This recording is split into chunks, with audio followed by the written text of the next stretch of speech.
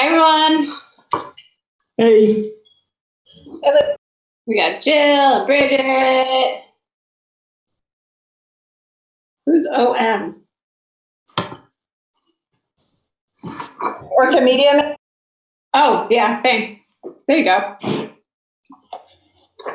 We got Pam. Pam, if you want to shut off your video, you're more than welcome to. And Grant, if you want to shut off your video, you're more than welcome to, too. There's Jerry.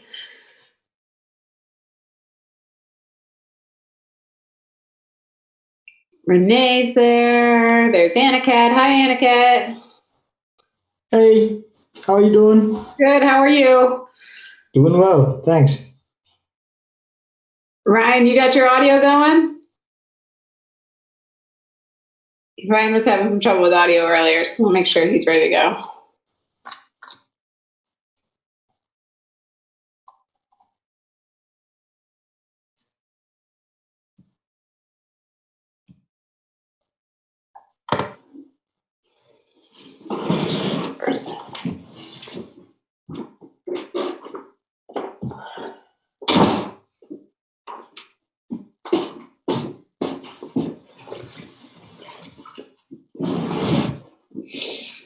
All right. Anna, can you see what other board members? There's Mara. Oh, Mara, I thought you had knitting on your lap. That was nice. Oh, there's Jim.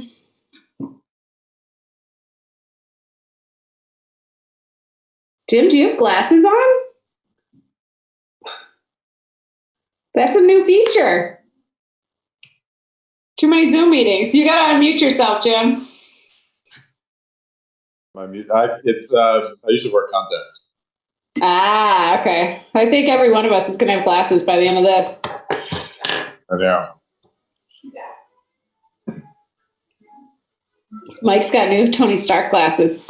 All right, looks like, so principals and administrators, if you want to shut your video down, you're more than welcome to. If you want to keep your video up, you're more than welcome to as well. You can chime in when and if the board needs you. So who is, let's see, I'm just going to see who's actually here. I think we got everybody, Jim. Oh, yeah. I still always think Michelle is missing.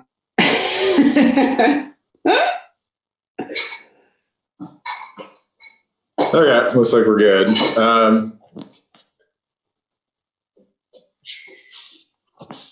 Thank you, folks. So let's open the board meeting. Do we have to do like attendance roll or anything since we're remote? Yep. All right. So opening the board meeting at 6:33 p.m. On April 1st. Welcome everyone. This is Jim Murphy, board chair, and let's just go around, and the only people that have to announce their presences are the board members. You want to call them out, Jim, so they don't all talk over each other? Yeah. Jerry Huck? Present? Not present? On mute? I saw you. Can't hear you, Jerry. Okay, let's go back to Jerry. Ryan Pidgeck.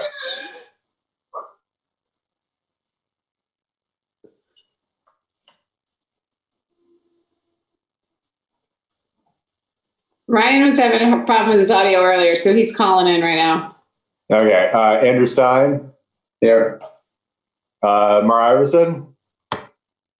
Here. I see Ryan now. Do you have audio or no? Why don't you give a thumbs up? Bridget AC? Yep, here. Aniket? Here. Jill? Here. Did I miss anyone? Ryan's there, but on mute. But he's trying to call in. So first item of business, public comment, and do we have members of the public on? Anna's going to help us with that. So Anna, can you kind of guide this part? Sure. I don't see many members of the public in the participants list, but if there are any members, I'd suggest they unmute themselves. Yeah, if you want to speak up, just I don't know if we have do you have a joint chat function? That might be a way for people to queue up, but it seems like not an issue. We do have a chat function and there's no activity in it. Okay. So let's move on to consent agenda. Do I have a motion to approve the consent agenda? And I think you have to definitely announce yourself by name when you make the motion, so everyone knows who's talking. This is Jerry Huck. I move to accept the consent agenda. And do I have a second? This is Jill Remick, I second. Okay. All those in favor, and do we have to do a roll call or? Roll call, yeah. Okay.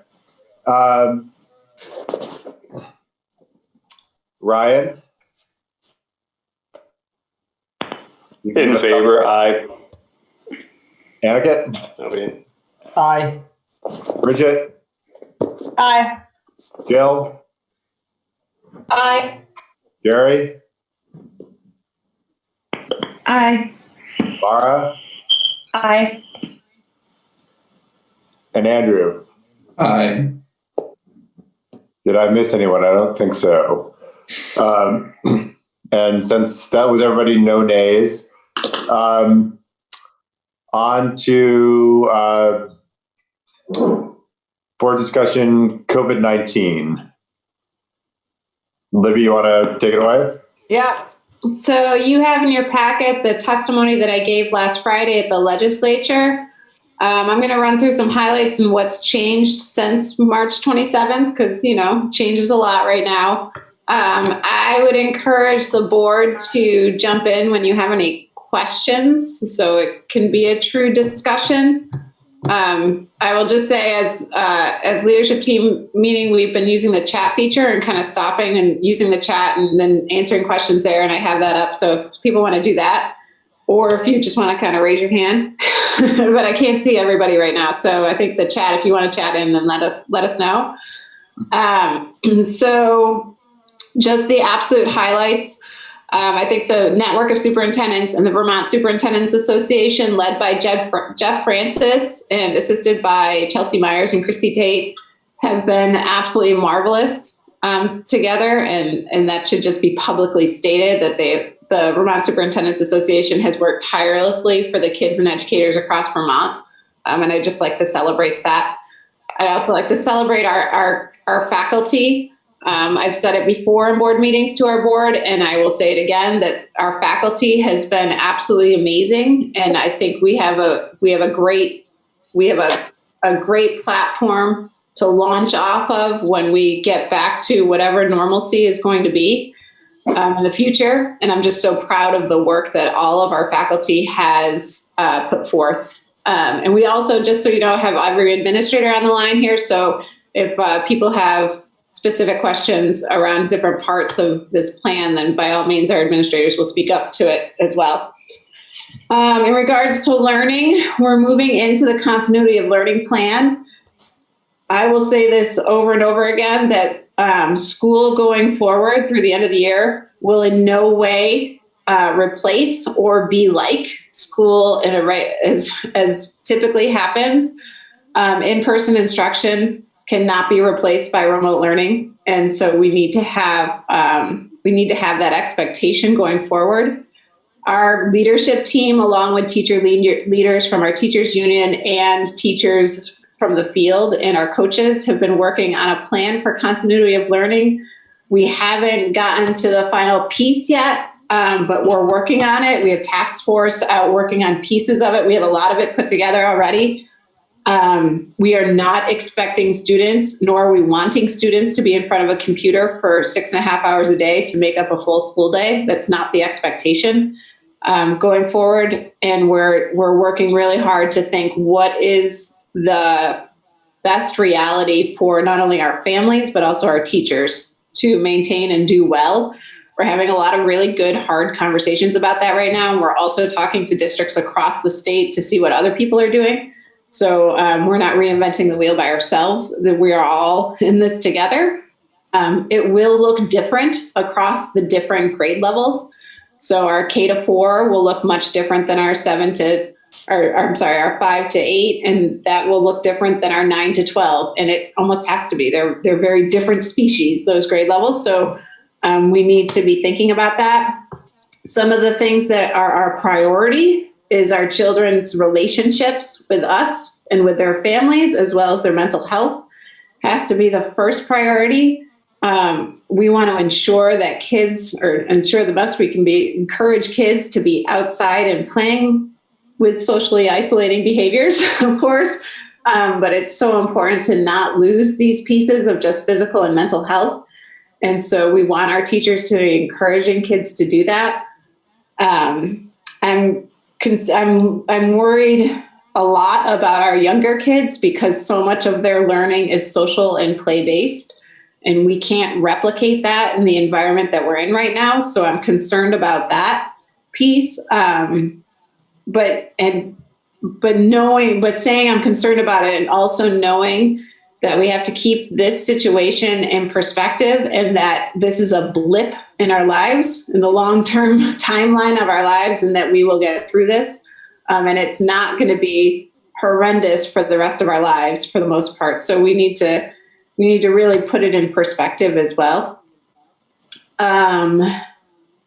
So I have a question I'll end it there with learning. The other thing I wanted to talk about with learning, we're talking a lot right now about two very big pieces that influence equity, because we want to try to create a process that is as equitable as possible. And there's a long progression about what equity means. And we're taking all of that into consideration. The two pieces that we have been asked to really attune to are like a grading piece and an attendance piece. And those are two pieces that our leadership team are grappling with right now about what that looks like. And the AOE actually is making a broad understanding of what attendance is.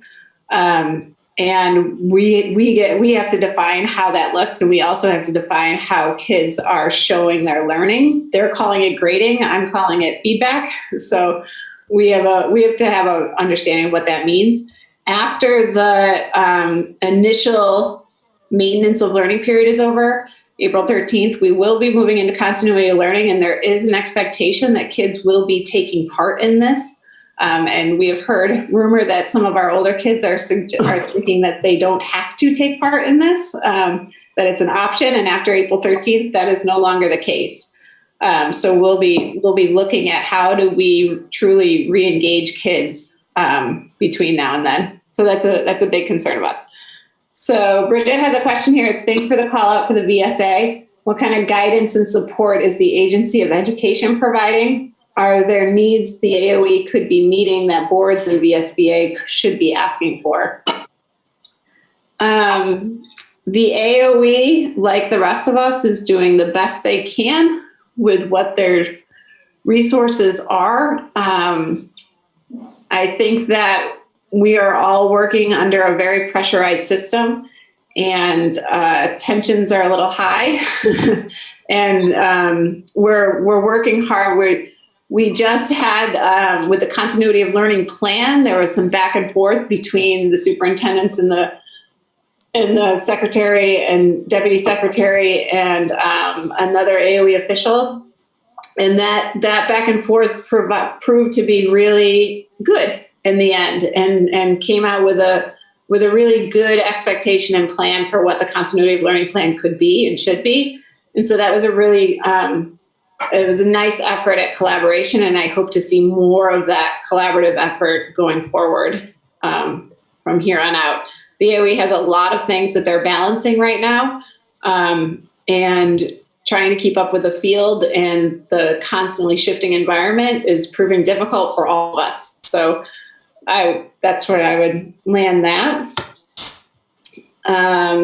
And all of us in our different roles, whether we're director of curriculum or we're special ed directors or superintendents, are meeting with the various aspects of the AOE and hoping that they are talking to each other like our district employees are talking to each other.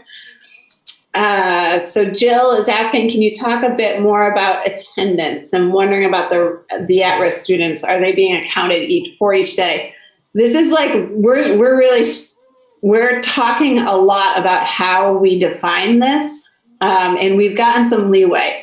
So one of the things that we know about attendance is that the attendance cannot be waived easily by the AOE because it's written in education law at the state level. And so it would have to be, in order to change the attendance requirement, which personally I feel is the biggest equity issue in this, for us anyway. We don't have some of the other struggles that other districts do, but attendance is a huge equity issue. And the legislature would have to waive that attendance law in order for it to be different. And thus far, they haven't done that. It's my understanding the VSA was going to talk with them about that. I'm not sure if that's happened or not. We are trying to define it very broadly. So we're still working that out right now, but we're trying to define that for us and what works best for kids and families and teachers and what's doable. It's going to look different than it does in a normal school day. It's not going to be the same, and the expectations aren't going to be the same, but there is the expectation that kids will be attending to the learning opportunities that are given to them by school employees. Should we be starting a conversation about continuing learning over the summer, particularly with students with greater needs? We, as superintendents, have thrown that ball around a little bit, and that is an unknown at the moment, but it is certainly a conversation that is on our plates. It could be something that we might want to think about. It would involve more financial resources because it's not currently written in. We don't do summer school right now at MRPS in this way. So we'd have to really think and plan about what that would look like. Jim asks, is thought being given to resources or materials to allow parents to give students educational experiences outside? So Jim, do you mean from like the technology world or more of like packets and worksheets? Like, I was thinking like packets and worksheets. I mean, kind of like take your kid to, North Branch and, rocks they could identify or, yeah. Kind of like looking for frogs or whatever. I mean, just like interactive opportunities and giving some parents guidance about, how to do that in a way that's going to be learning as well as interactive. Yeah, that's where our educators' heads are. We have to set some really clear guidelines. What we've been talking about is really limiting in those priority standards for the end of the year. So it's like 1, maybe 2 for really core content, and then really speaking to transferable skills more than content skills. So there's like this happy balance between the two. And when you're thinking about transferable skills, you're really thinking about what are the passion projects kids are doing or could be doing, and opening that up more, where the team who's working on this right now has that idea in their head. It's just how do we word it and how do we make those guidelines? That's kind of where we are.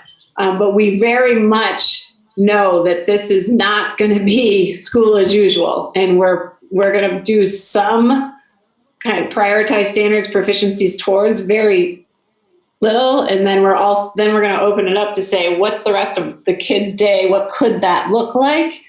That is very much oriented to student independent work in terms of passion projects, building, designing.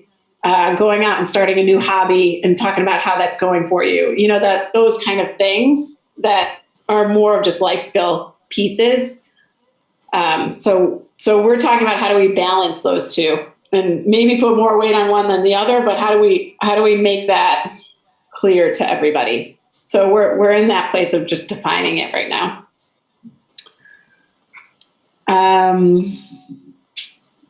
Andrew, if spring co-curriculars are already budgeted for, could those resources, both the money and those positions, potentially be used for summer programming to provide additional educational opportunities over the summer? I realize there's too much uncertainty right now to answer that question. There's a lot of uncertainty right now around that piece. And there's also pieces like you have to, if you offer summer opportunities, then you have to staff it, right? And so that's not contractual by any means. So that's just not a conversation I've had with the union yet, nor have I had with any teachers, nor have I had with our cleaning schedules or principals. So there's just a lot of unknowns there. It's definitely on the burner, far away, but we're just not there yet in terms of making decisions about that. Yes, it would mean additional teacher salaries. If we were doing that, we'd be paying teachers per diem for the work. We also have to pay attention to the fiscal year. By summer, using this year's money, we're talking has to be by June 30th, just to clarify. Yeah, so you'd be moving into next year's budget. It just feels like there's an urgency there for students that if students were already not at grade level and they're losing this time and losing this summer as well, it just feels like a long time to go without more traditional instruction. Yeah, it's definitely, I'm not ruling it out. I'm just saying we haven't gotten to the point of, we're still, while the quicksand is thickening for us, so we're finding a little bit more solid ground, it's still there. And we're still trying to answer the immediate questions around what's the continuity of learning plan looking like. Just to clarify too, I just wanted to float the idea, there would be potentially be additional teacher salaries, way too much uncertainty to decide anything on this now. But if some things get canceled, well, we know a lot of things have been canceled for this spring already. And if we were able to potentially use some of those resources, if things clear up from a public health standpoint heading into the summer, if we would be able to use those resources to potentially provide some additional opportunities. That was just the general question to think about. Yep. So to sum up the learning piece of where we are right now, we're working on it. We have teachers involved, we have the principals involved, and right now we're coming up with the language and the wording for how we're going to guide our families and teachers going forward around what the expectations are. I can also say, just from feedback, we have some parents who are telling us, enough, stop. We don't have the capacity right now. And then we have other teachers saying, give us more, or we have other parents saying, give us more work, it's not enough. So we're clearly in a space right now that we're going to do the best we can. It's not going to be perfect for everybody. But we're in that place where there's a whole line again, and people are falling anywhere on that line around expectations for their kids and work. So that's where we are there with learning. Food service. So, and Jim, jump in here, please. I saw you're on the line, so jump in if you can. So we believe we have the capacity right now with our relatively fragile system to feed 100 or to make 150 meals. When I gave this presentation to the legislature on Friday, we were around 100. We were just lower than 100. I believe the principals told me today that we were about 120 in terms of meals. So that is picking up significantly.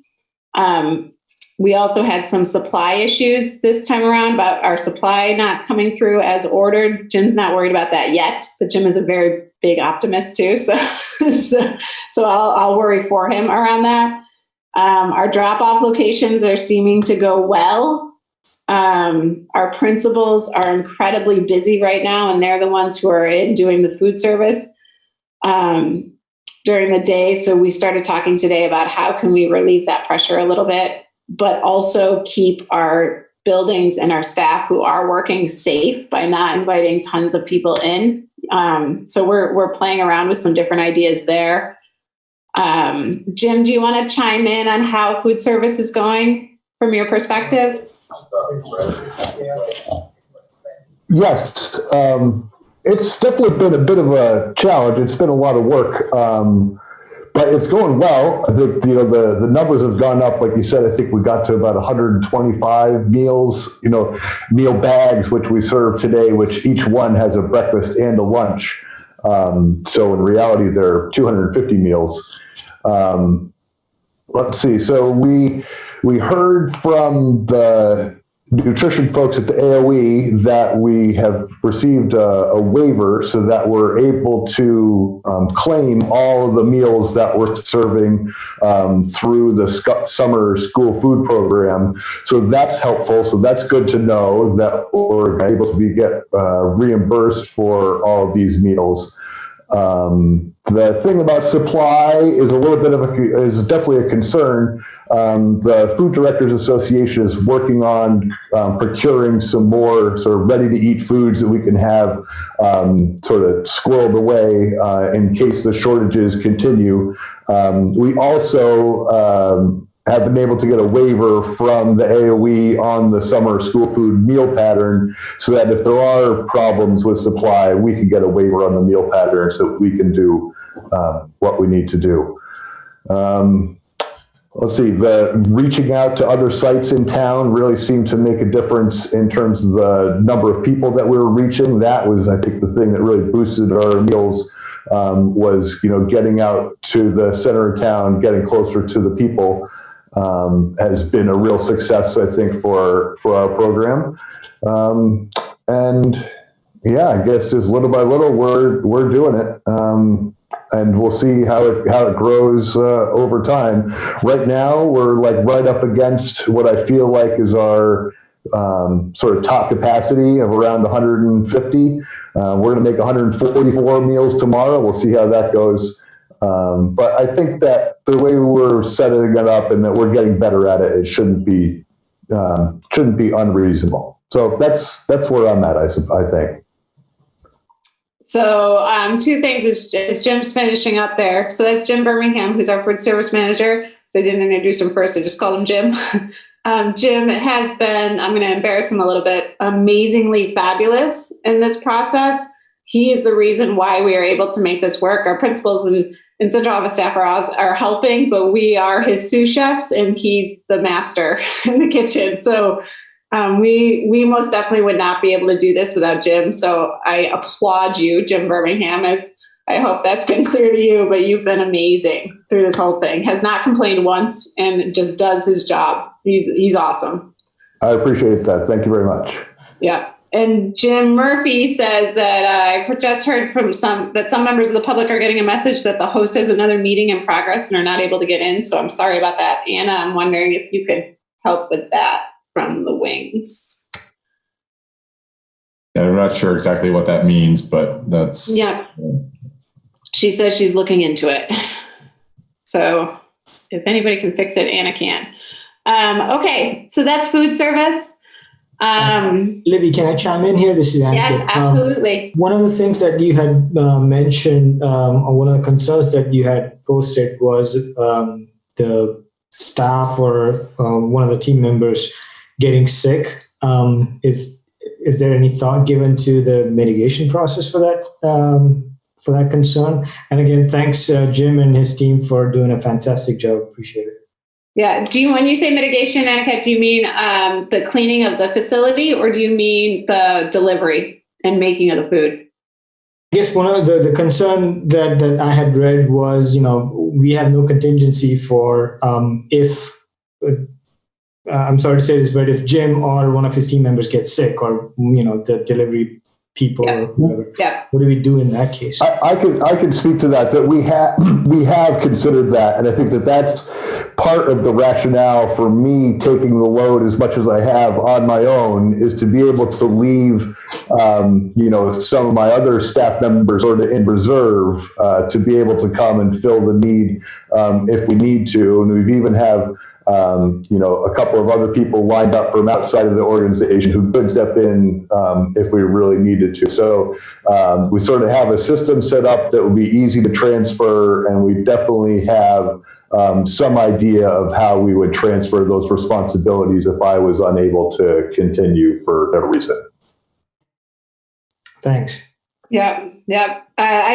We did talk briefly today at our leadership team meeting about how do we spell our admin, who are incredibly busy right now as well, with just keeping their teachers afloat.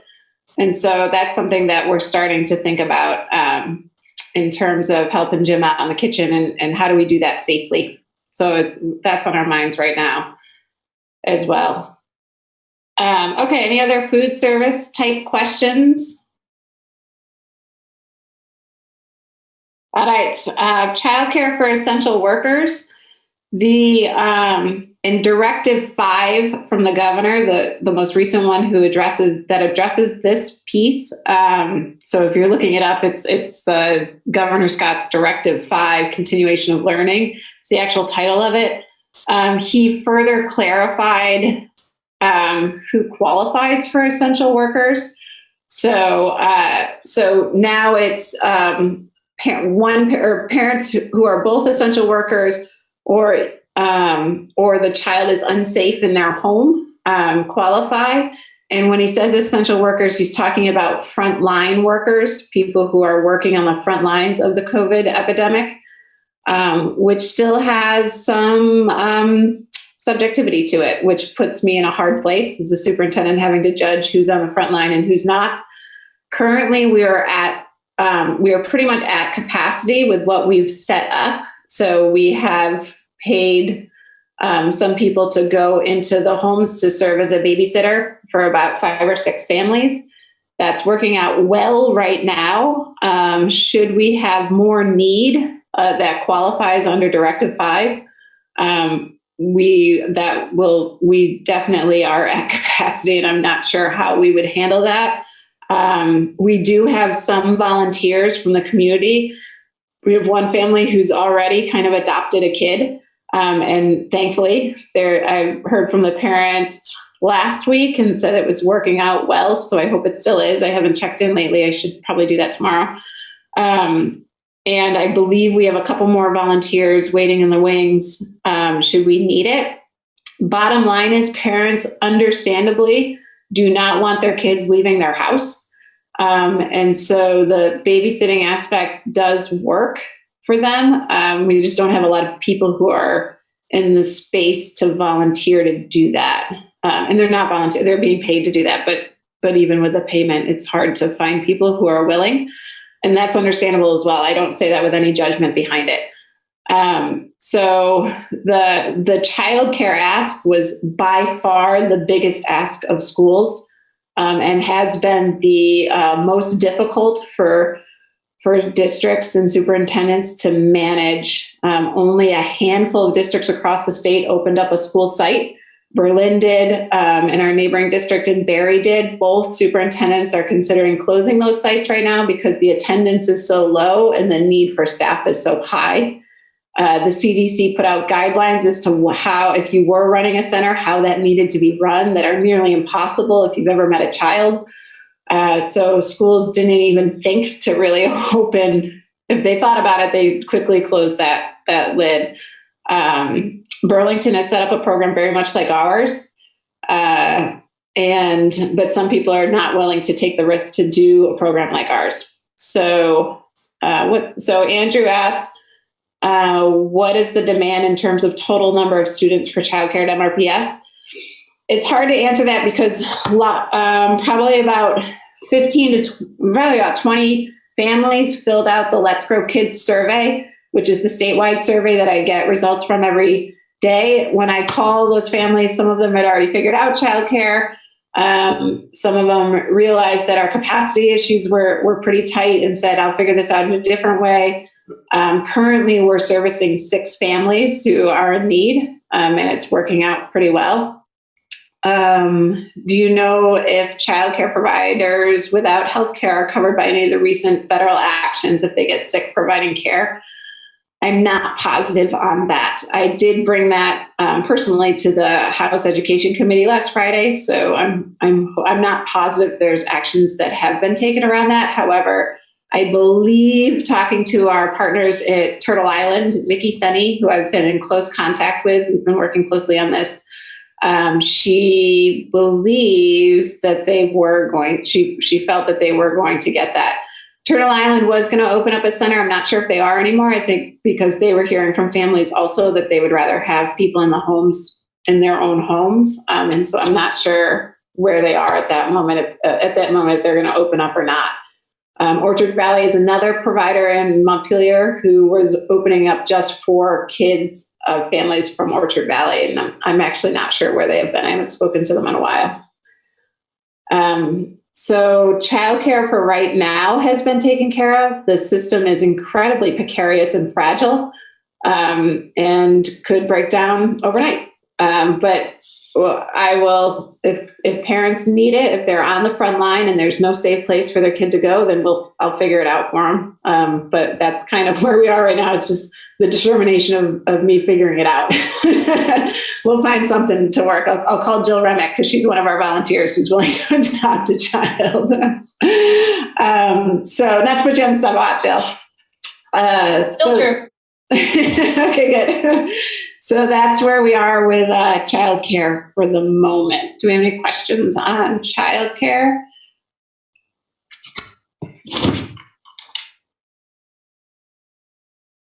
All right.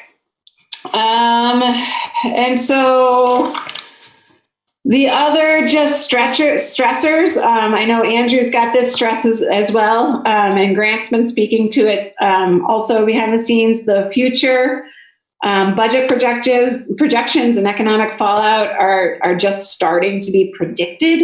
There's a whole lot of unknown happening with economic fallout from this pandemic. There will be some. So we're kind of guessing right now what that's going to be. Grant has a pretty good sense for the next 2 years. Grant, would you like to speak to that, please? Sure. We're kind of in a weird place because we know the economy is really going to get wrecked, but we already have a budget this year. And if anything, our expenses probably will be coming in low. So the only problem we would have is on the revenue side. For example, we won't have as much revenue for food service probably. But I think if I'm looking at it right now, FY20, I'm not really concerned with unless something really strange happens in the coming weeks, like we're told that certain special ed costs are not eligible and we get a reduced special ed revenue line. Or, if the state determines that we should all be seeing lower expenses, so they reduce our last ed funding or ed spending grant amount, which comes in at the end of April. I think cash flow wise, a concern could be if the municipalities have a problem collecting revenues because their last tax revenue collection is in May for both Montpelier and Roxbury.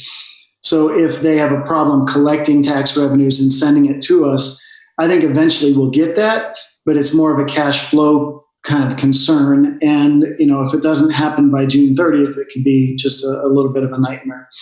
But for FY20, right now, I'm not pushing a panic button.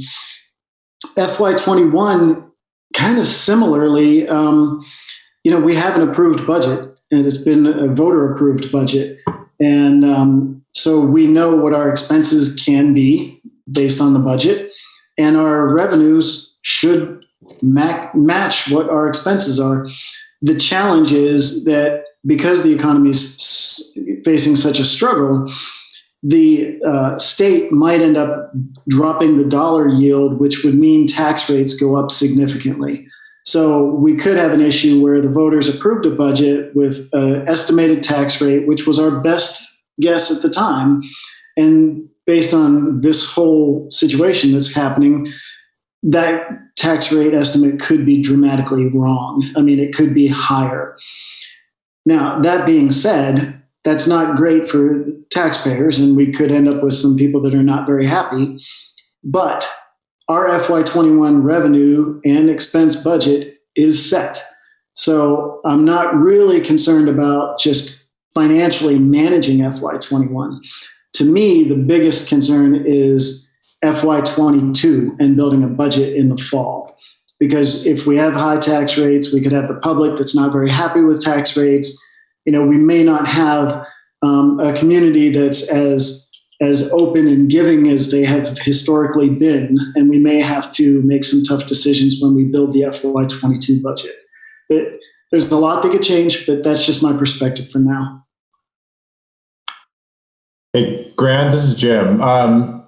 I've just read in kind of my glance of the, cascading kind of catastrophe of news over the last few weeks that as a result of this, healthcare costs could potentially spike pretty significantly in the next couple of years. Is that a consideration or a factor that we're giving thought to at all? Once again, it is, but not an immediate one, because our health rates have been set, our premium rates have been set for FY21. Okay. So I think what could happen is, because of high health expenses, we could see health rates go up dramatically for FY22. So it all, to me, is kind of pushing this bow wave of concerns to 22. The problem with, taxpayers being able to afford and healthcare costs potentially going up dramatically. So there's a lot of concerns there. They're just not immediate concerns yet, as far as anything I've heard. And Jill mentioned something in the chat about funding in the stimulus bill. That's a great question. Right now, I'm not sure what that's going to be. We're being told that we can track specific expenses that are related to COVID-19 and perhaps get reimbursed for those. To be honest, we're not seeing a lot of that. Some of the childcare expenses, like Libby mentioned, but a lot of our expenses are just routine expenses keeping people paid that we would have had regardless of the COVID-19. The thing that we're going to have is potentially childcare expenses and loss of revenue for food service, which could mean a higher deficit to cover. So I'm not sure whether that stimulus money is going to help us dramatically locally, but my hope is that it might help the state so that they are in a better position from a statewide ed fund perspective. I think that's exactly right, Grant.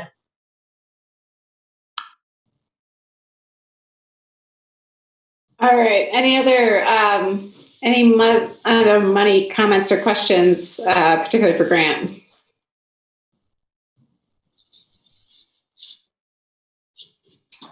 So I just want to say I have a fear as a school board member that the legislature is going to be in a really, really difficult situation with all of this, and that they could make some decisions without communicating with us in the School Board Association and the Superintendent's Association, because they have to make a lot of really difficult decisions really quickly that could have a major impact on our schools' finances and communities' finances as they pertain to schools. And that's like the big X factor when I'm looking at all of this. It's like, things could get pushed off until FY22 unless the state is in a really difficult position and the ed fund's in a really difficult position, which we know that's going to be the case for all of these things. And what might they try to do? And I don't know, Libby, maybe you could speak to this. Grant, maybe you could speak to this. I don't know the extent to which these different associations are engaging the legislature on these issues right now. I can tell you that the VSA and the VSBA are very closely engaging the legislature on a number of things. However, there are so many unknowns right now because everybody's just reacting to the crisis in the moment that these are all predictions in a vast unknown territory. Because right now the legislature is talking about passing like a 3-month budget for next fiscal year and then being in session in the fall. So this, they're clearly, what I'm hearing from over there is they're prepared to do anything and everything to adjust for this. And so we might end up being just fine, especially if we get federal dollars. But I feel like that's the big X factor if they adjust the laws while we're in the middle of a fiscal year or something of that nature. Tomorrow at 2, from 2 to 4, the two committees, House Ways and Means and House Education, are having a joint hearing. And it looks like, I just checked their testimony list, and it does look like the VSBA is on there, plus a few school districts. So I think they are starting to have that conversation and inviting the right people to the table. Because I do think Grant hit the nail on the head. I think what they're going to try to do based on the conversations I had today, because I'm the property tax director, so that means that I have to talk a lot about people who are in municipalities who are struggling to figure out how they're going to pay their portion of the ed fund if people aren't paying their property tax bills. So I've been following it a little bit closer than normal. But my sense from that brief amount of time I was listening in today is that if there is, depending on how they can use that revenue, and I haven't opened up the link you just sent, Andrew, is that they would try to use it to try to cushion the blow to this statewide ed fund and try to keep the tax rates and the yield reasonable. I'm not sure if it also includes a piece that would go to each individual school or not, or district or not, but yeah, I think that's definitely one of the main goals of the legislature, is to try to fill the whole ed fund so that it keeps tax rates stabilized. Grant, you're muted. I believe the AOE is invited to those testimonies too. I think probably Brad James. I traded some emails with Brad James today to give him kind of my perspective on the concerns that I'm seeing for this year, next year, and the following year. So I passed my concerns on and said, the big thing is if the AOE decides to play hardball and say that some of our special ed costs are not allowable and they reduce our revenues, that's going to cause a huge problem. If, as Andrew said, the state decides to do something funky, like have a clawback like they did a few years ago with health plan changes, like, oh, you're going to have lower expenses so you can deal with less money, and they pulled some money back, that could be a problem. But I'll be very anxious to see what they have to say. But as of right now, I'm refusing to panic right now. Well, and definitely don't panic. Yeah. And I think the legislators and the governor, everyone understands that if you give schools less revenue, the only way to deal with that is to lay off people, which is not what anyone wants to have happen, and that just shifts costs to the unemployment fund. I think everyone understands that that's not the answer to an economic or a public health crisis. So I'm going to try not to panic too.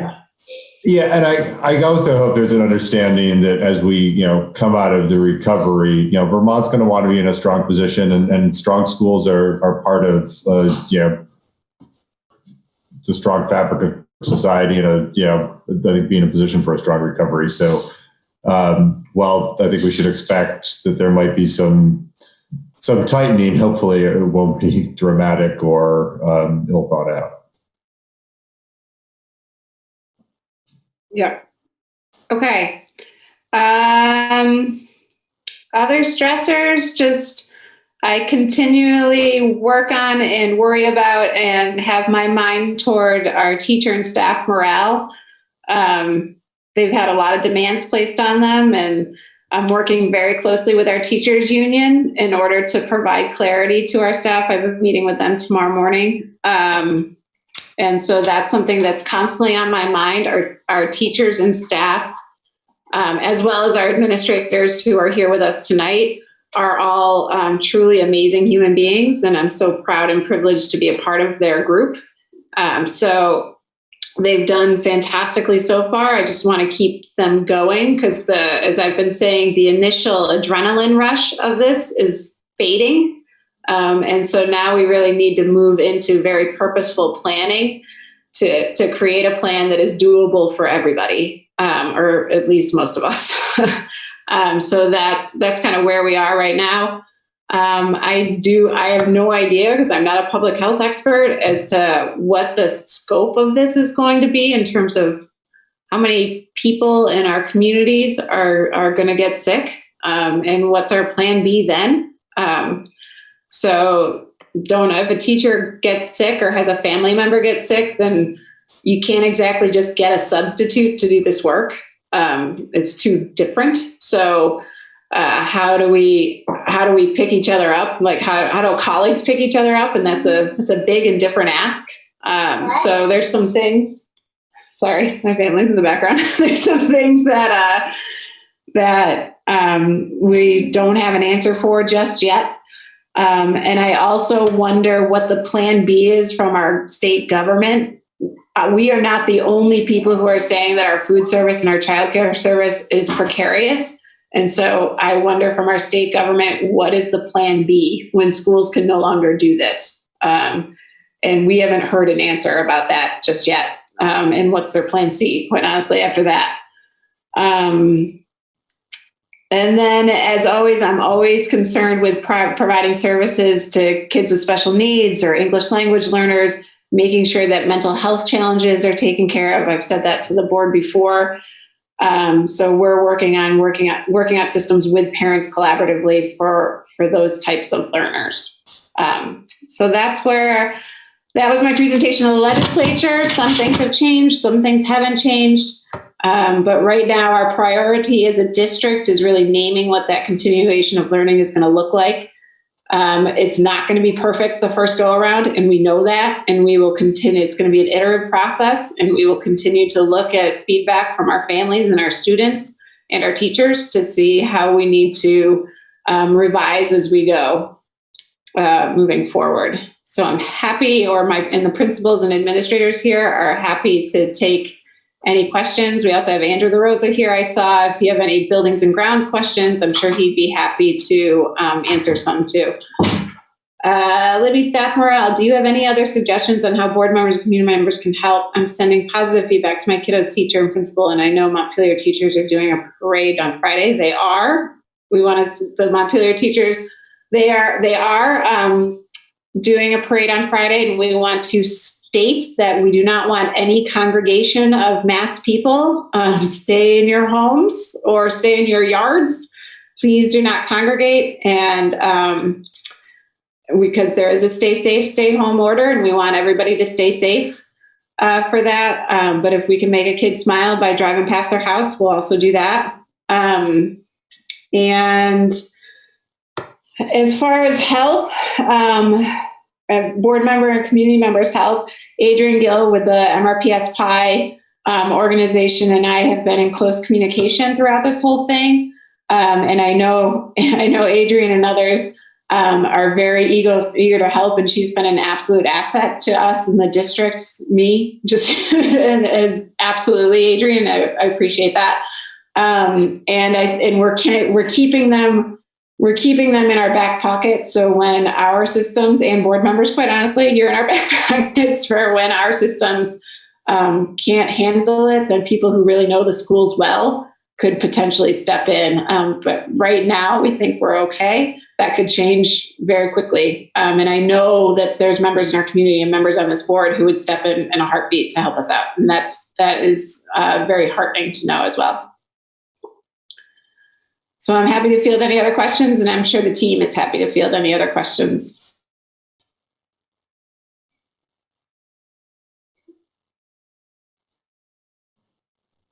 If there is any.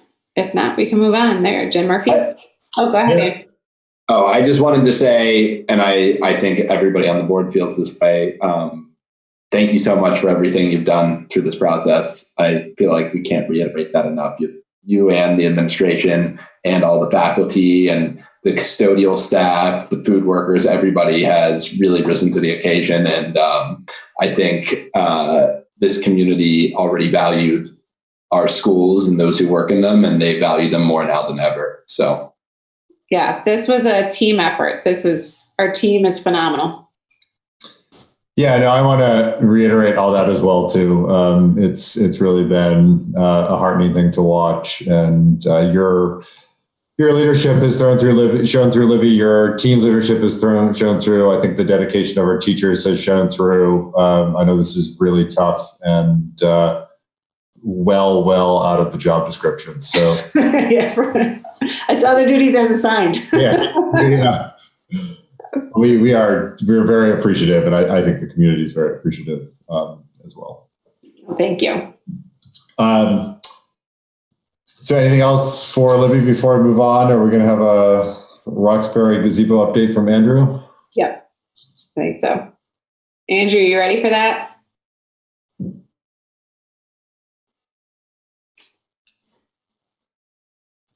Andrew? Yeah, let me find him.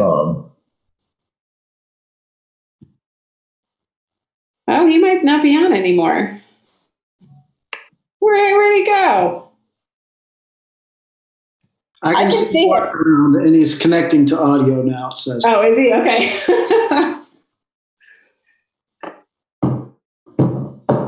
Oh, there he is. Hi, Andrew. You're still connecting. Keeping us hanging.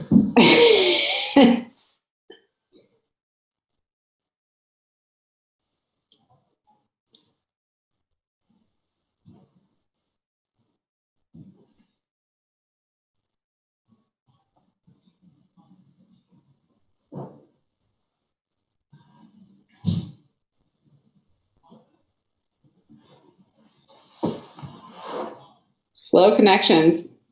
Grant, while we're waiting for Andrew's thing to connect, do you want to start? Did you say you had stuff? I have it too. I just have to find it. Oh, wait, there's Andrew.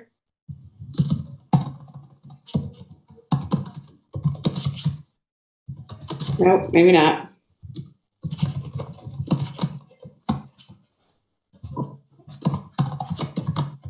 Looks like he's chatting.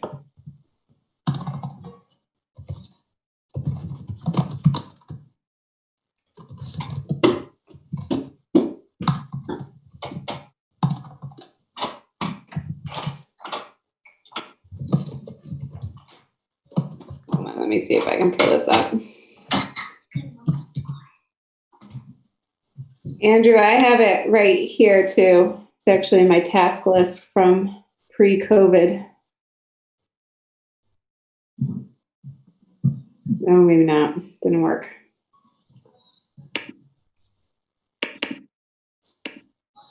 If need be, we can probably push this to the 15th.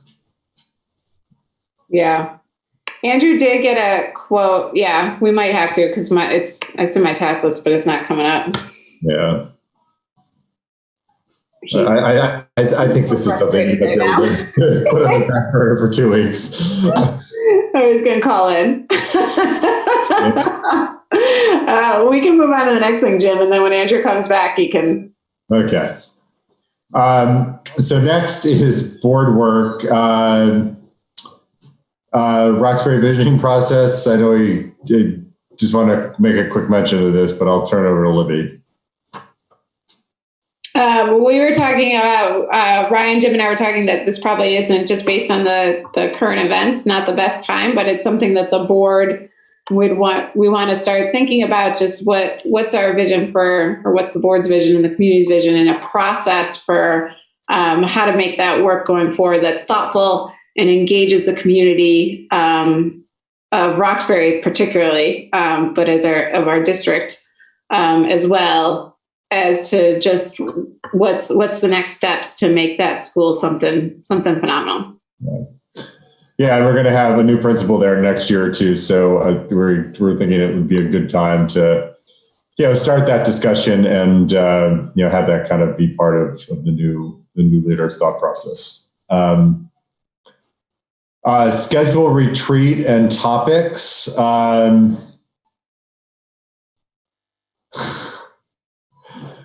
I think a lot of the ideas we had a couple weeks ago might not make sense. We might want to kind of do a deep dive into how to deal with some of the problems that we're facing, and we'll probably have a much better idea, in a few months, kind of the what this thing that we're now starting on is going to look like in terms of economic impacts to our community. Exactly. I guess the only thing I'd really like to get out of here is maybe what sort of time frame date-wise we want. I think I just got a message from Andrew that maybe August or so. Is that, Andrew, is that for the retreat, or is that? I think you're muted. Sorry, my mouse was stuck on my other screen. Yeah, I mean, I'm just thinking that this is probably going to, stretch into the summer. And then there will be kind of like a little cooling off period.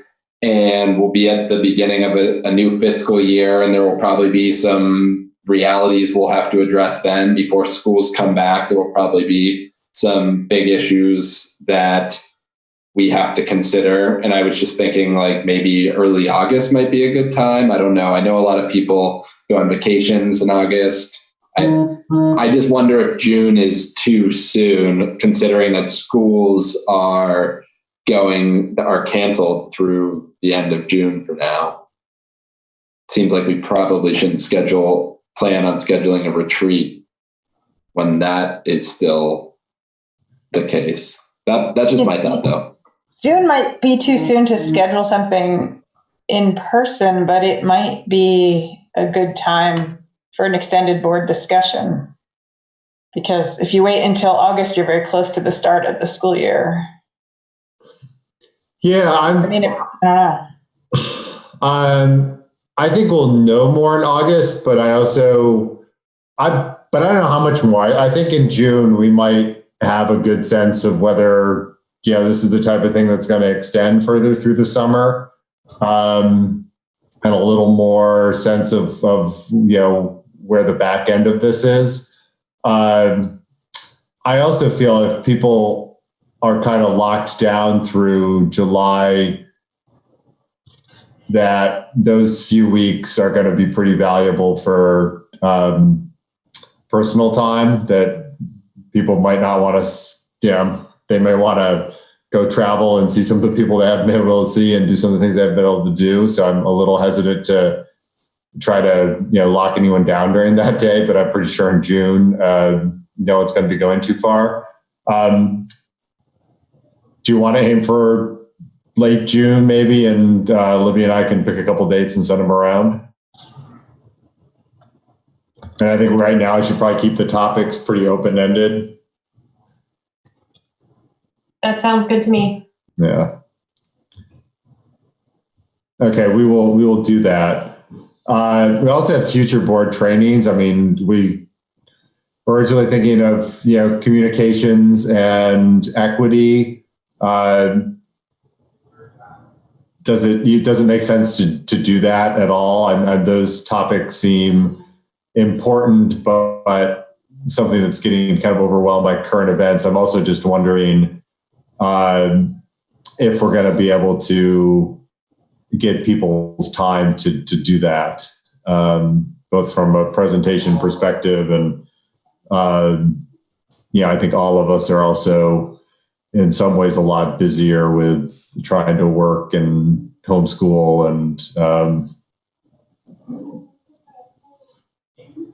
but I don't want to, I know those trainings are important, so I'd just love to get some thought, or maybe that's something we could do in September, or maybe even over the summer. This is Jerry. Do you know if anyone's offering anything online? Like, a lot of people are switching conferences to webinars or virtual sessions now. Is that a possibility? I know that I personally, at my job, since I do PD in equity, I am moving my things online for places that are ready to do that. Mostly what I've heard, though, is that folks are obviously scrambling to do a lot of other things that have taken higher priority. So I do think that a lot of people are available because we're all just really working from home. But But my question personally, as a person doing that work, was, would it be valuable to the minds into which I'm trying to put new information if those people are not going to be able to practice it for like several months, or if they are frazzled and the information isn't going anywhere? So that's just stuff that I've been thinking about from the delivery end. Yeah. Okay. Yeah, I mean, I'm wondering if, kind of from an equity perspective, I think we might have some some equity challenges coming into next year that we haven't seen in a while. That, in terms of, we might have people coming into grades who effectively haven't had any sort of, productive learning for, a third of the year or a quarter of the year. And kind of sensitivity and dealing with issues around that. Should we maybe just table it for a couple more meetings and see how we're at? I think we're still kind of in crisis management mode. Sure.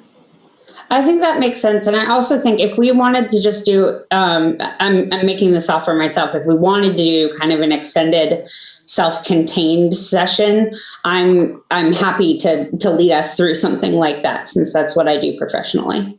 Yeah, I actually had that in mind too. And we appreciate the offer, but that might be a great way to do it, and just kind of set aside a board meeting when we're ready.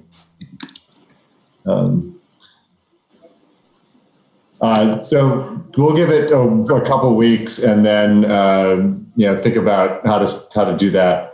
The next item is something Libby and I have had on for a while, and it did at the time it did not involve Zoom meetings, but we were thinking of finding a way to meld one of the two monthly meetings and some policy work, maybe either shortening the meeting and having policy committees meet from, say, 6:30 to 7, and then do like a 7 to 8:30 board meeting, or keeping the board meeting length the same, but dedicating like 6 to 6:30 for policy meetings, just so it's a little more self-contained, and we're not, people who are on committees are not looking for alternate scheduling times or scheduling locations. I just wanted to throw it out there and see if folks had any sort of reaction to it. I know that's kind of what the finance committee, yes, and I do mean all committees, not just policy. I'm just responding to a comment from Libby. I know the finance committee does kind of a version of that right now, where they'll meet from 5:30 to 6 or 6 to 6:30 before a meeting. But thought we might want to do it kind of as a regular practice.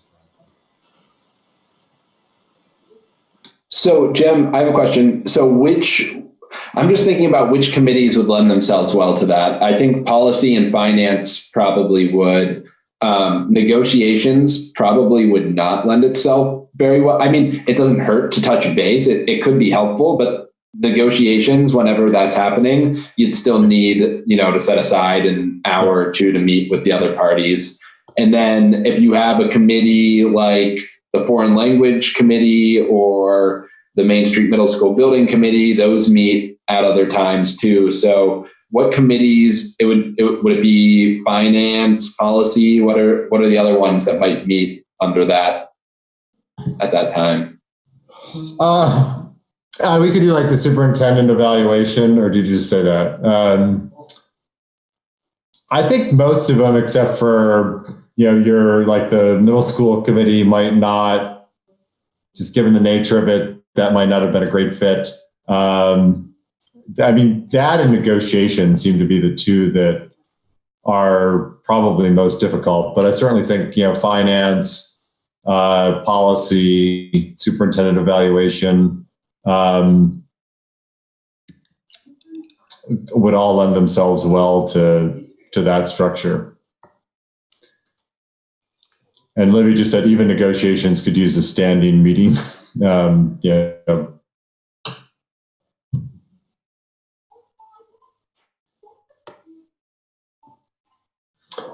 So I don't think we need to decide right now, but Bridget just said members on two committees. And one way we might be able to deal with that is just make sure that we stagger meetings so it's not an issue, because I know that not all committees need to meet that frequently.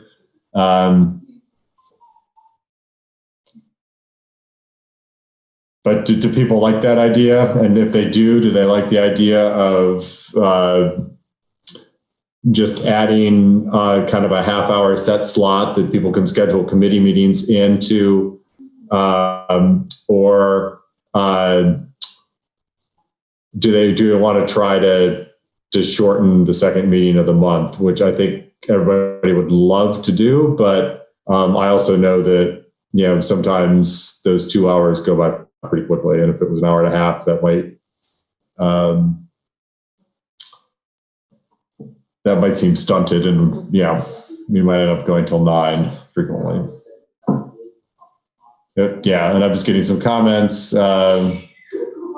So far positive. Ryan also pointed out it would make warnings like easier and more predictable.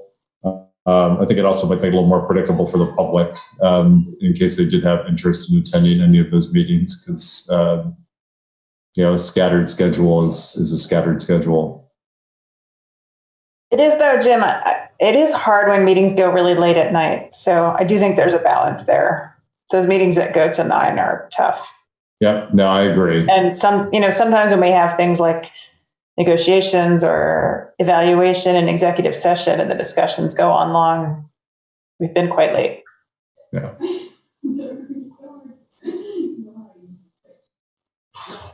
Well, why don't I know this has just been introduced. Why don't we give it some thought? We can maybe revisit it at the next meeting and see what people think. I mean, my inclination, if we do it, is to do 6 to 8:30, so we don't end up going till 9. Maybe kind of be cognizant of if we are going to have an active policy meeting, to try not to put something in an executive session at the end of a regular meeting, so we can strike a little bit of a balance.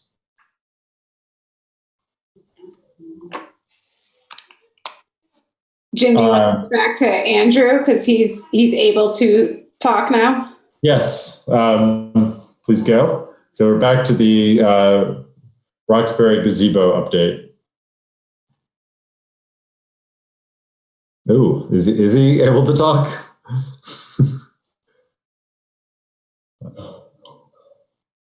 I see. Okay, there it is. We have visuals, but no audio.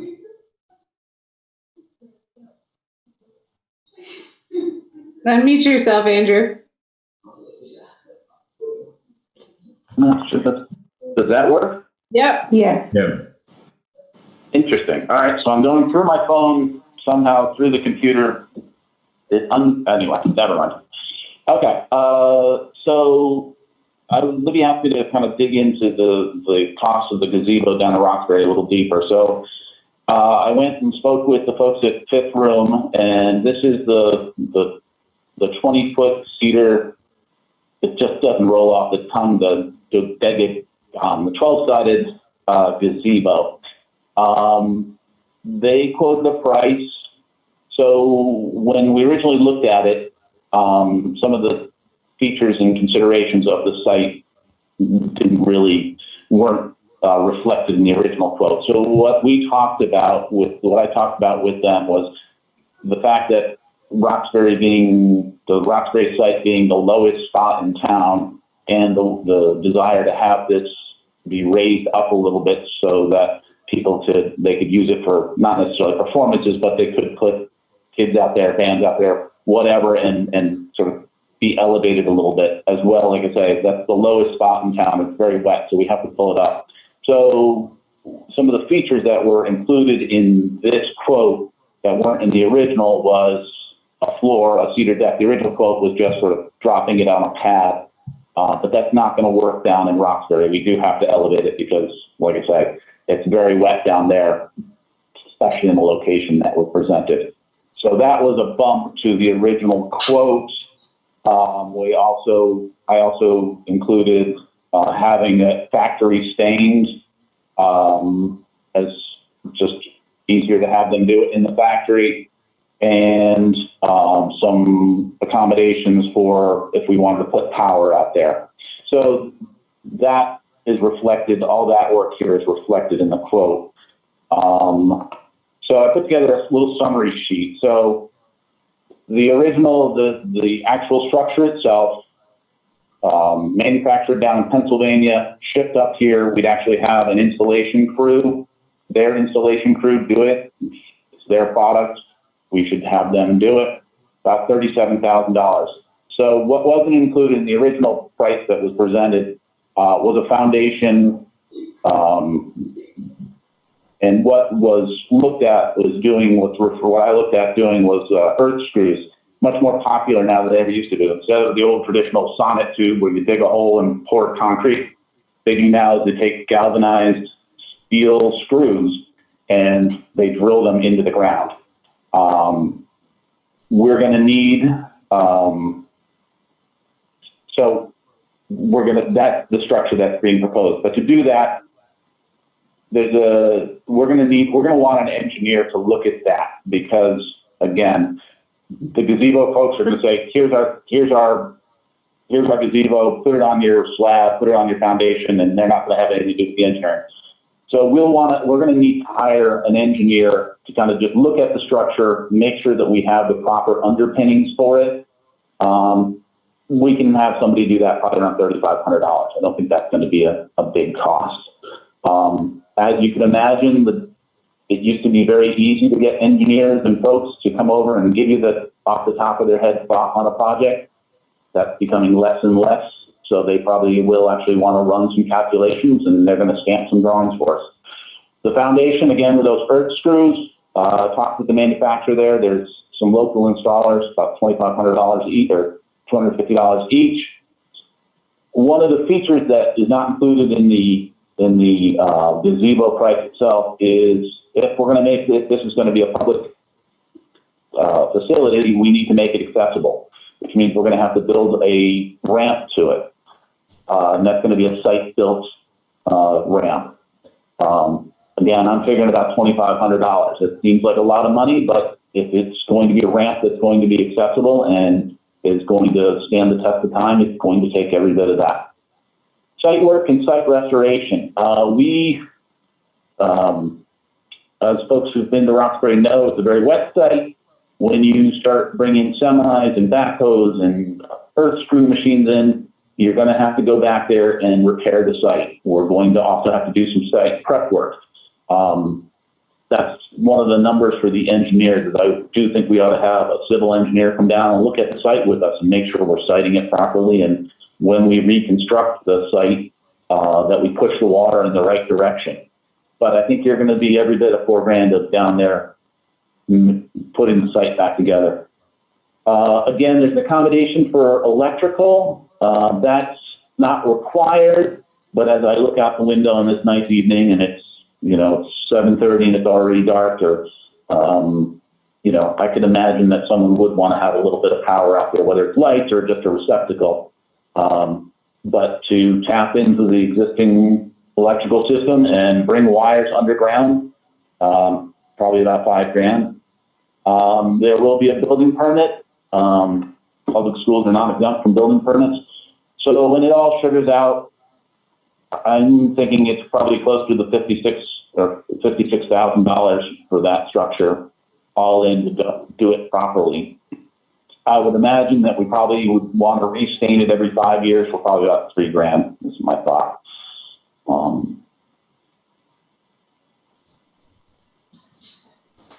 Great. Thanks, Andrew. I need to be a refresher on this. I remember when we left it last time, we were thinking that we'd obviously get this quote and then decide whether it made sense and how much the district potentially wanted to contribute. Bridget is also asking was there any fundraising at the town meeting? Because I believe there was the possibility of that. Do we know anything about that, Libby or Andrew? Ron might know whether there was talk of asking the community for some money at town meeting. I don't know whether that ever happened. Yeah. Or there's that. I mean, I'm also, Ryan says, I know that, but he doesn't know it was donated. I don't know. What are folks' thoughts? I also, kind of with the money discussion we had a bit ago,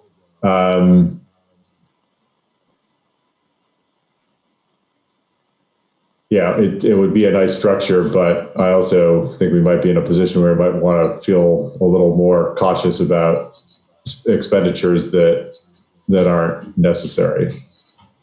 I agree with you, Jim. It's really helpful to have the estimate. I mean, if there really is a community support and support for fundraising, we have a better sense of what it would require, so we can share that. But I also think there's so many needs right now and fundraising needs caused by the epidemic that there may not be as much available for this project. Yeah, that's kind of my sentiment as well. Others? I share that sentiment.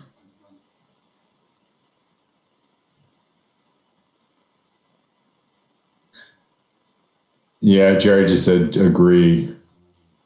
Well,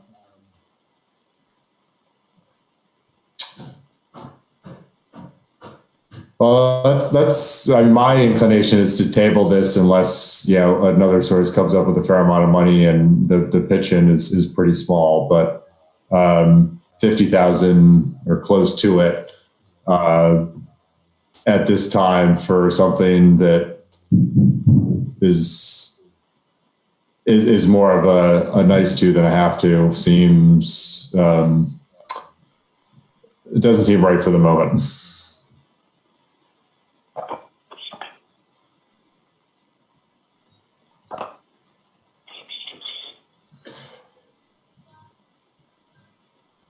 No, it did not. Jill's asking about kind of the history of the project. This was brought to us by a community member and also a pre-K teacher in Roxbury who was trying to raise community support for the project and wanted the district to pitch in, you know, a substantial amount to kind of finish it. So we wanted to get a sense of what the cost was total.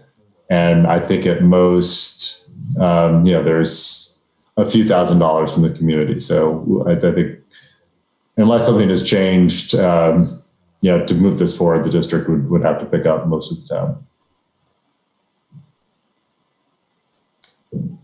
All right, thanks, Andrew. Thanks for the work on this. We'll table it and see what we learn from the community. But yeah, it seems to be something to put on the back burner until we're kind of through this and know what our situation is. Jim, were there any plans to share these estimates with the community, or was there any demand or request to share these things? Well, technically it's being shared with the community right now, right? And we're the community's representatives. So do you have a suggestion for sharing it further? No, I was just curious if since the request came through the community, I was wondering if, you know, what the thought process was. Since I'm new to this, I was just trying to get the sense of what the thought process was and how much money, if the community knew, you know, the ballpark estimate, and if they raised $2,000 and they expected $54,000 to come from the district. I was just trying to get a sense of that.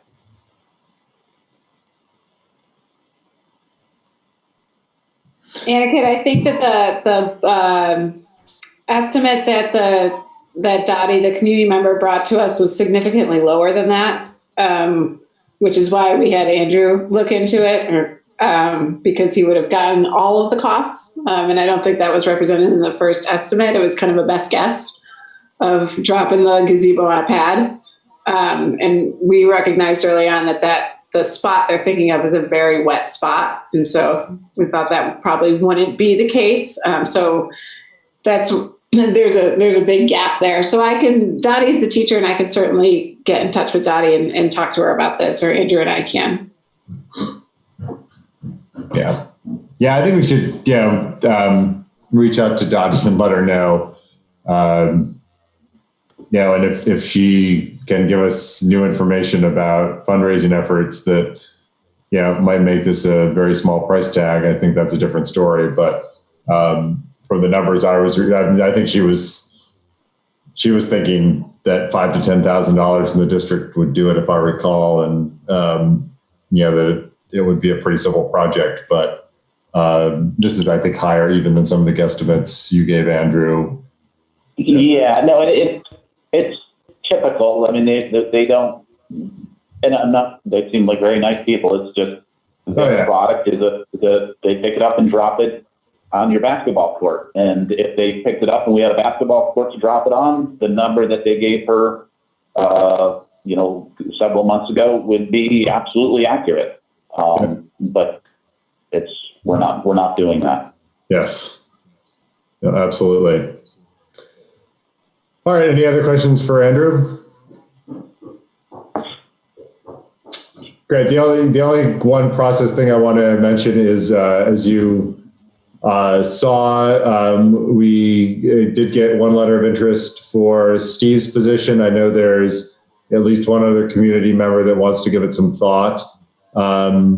So we may have another letter of interest, but we'll take that up at the next meeting and make a choice. I'd also want to make room for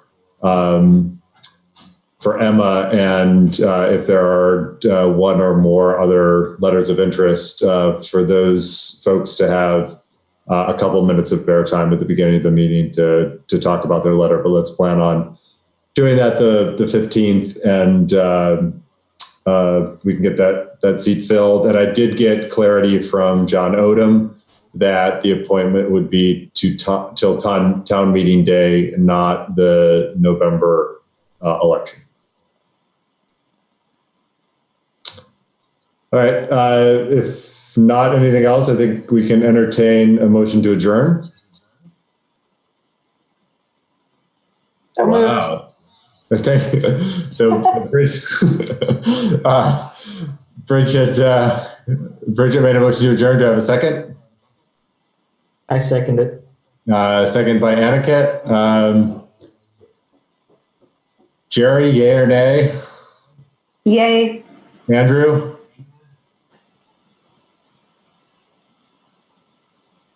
Yes, aye, yay. Bridget? Yes. Aniket? Yay or nay? Yes. Jill? Yes. Mara? Aye. Ryan? Well, we've got enough votes, so I think Ryan's muted. Ryan, just give a thumbs up if you're... He did. Okay. And it's in the chat. Okay, great. All right, yes. All right, thanks everyone. We will virtually see you in a couple of weeks. And stay safe and stay healthy. Thank you. Bye. Thank you. Thanks.